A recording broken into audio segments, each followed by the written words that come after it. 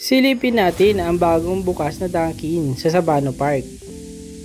Akalain mo high ceiling ito at may second floor.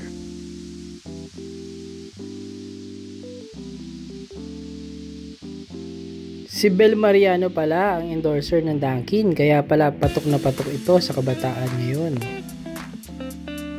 Marami na rin variation sa mga coffee nila at syempre ang donuts.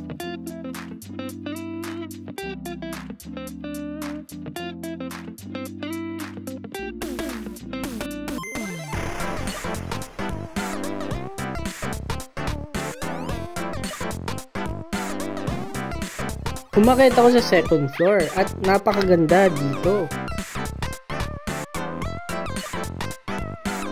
Ang sarap magkape at magdonut at the same time.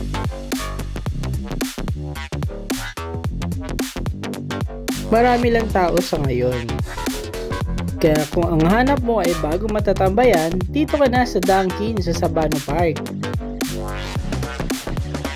Please don't forget to like, share, and subscribe para updated ka sa susunod na videos dito sa Sabano Park.